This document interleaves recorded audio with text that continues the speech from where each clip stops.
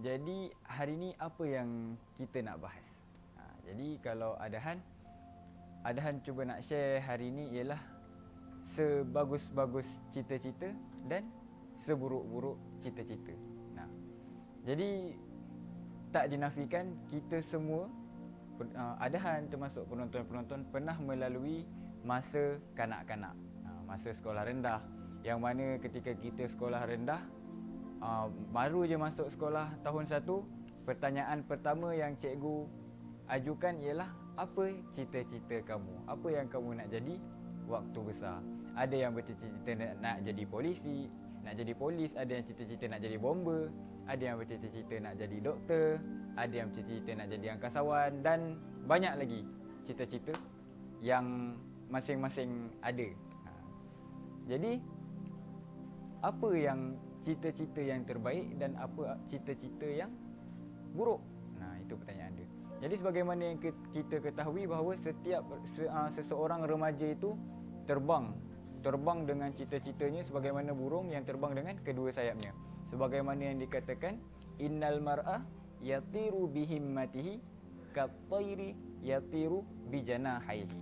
Apa maksudnya? Innal mar'a, sesungguhnya seseorang pemuda itu yatiru bihimmatihi, itu terbang dengan cita-citanya. Maksudnya apa?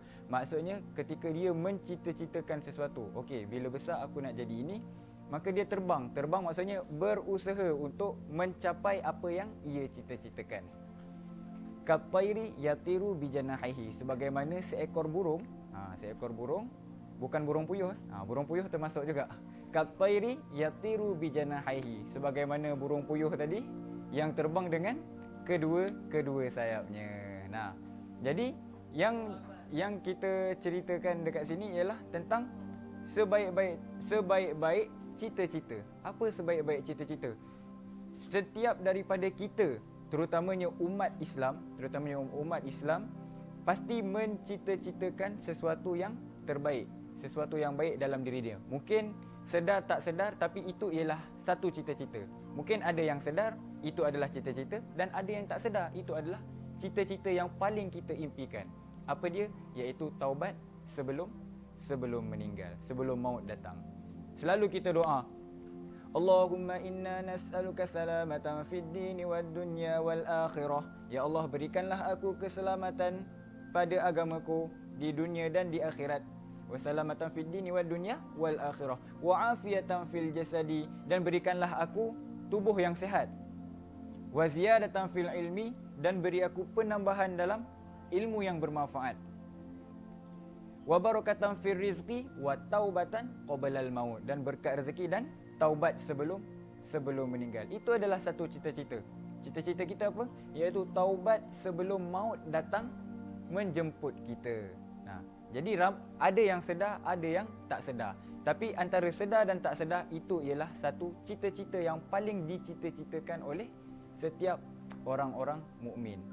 Jadi ketika kita sempat bertaubat sebelum maut datang, maka disitulah jatuhnya kita sebagai husnul khatimah. Setidaknya sebelum maut kita sempat mengucapkan, kita sempat bertaubat dengan dosa-dosa yang pernah kita lakukan selama kita hidup. Jadi itu ialah sebaik-baik cita-cita. Antara sedar dan tak sedar, itu adalah sebaik-baik cita-cita. Apa pula yang seburuk-buruk cita-cita? Yang seburuk-buruk cita-cita ni biasa terjadi di kalangan orang-orang muda. Orang-orang muda yang terlalu bangga dengan dosa-dosa yang dia buat. Alah, tak apa mencuri. Alah, tak apa hisap dadah. Nanti bila dah tua, kita taubatlah. Itu ialah paling, antara buruknya cita-cita, itulah yang paling buruk, iaitu taubat ketika dah tua. Sebab apa? Sebab maut itu, kematian itu datang tanpa syarat. Syarat mati tidak harus tua. Syarat sakit tidak harus tua. Syarat mati tidak harus sakit. Jadi syarat mati tidak harus tua. Syarat mati tidak harus sakit dulu. Dan syarat sakit tidak harus tua. Jadi maksud kesimpulan dekat sini, syarat mati tidak semestinya tua. Ada juga yang mati di usia muda, ada yang mati di usia yang baru lahir, baru 2 hari lahir, meninggal. Ada yang maut datang ketika usia tua, ada yang datang ketika usia muda. Jadi seburuk-buruk cita-cita ialah taubat ketika tua.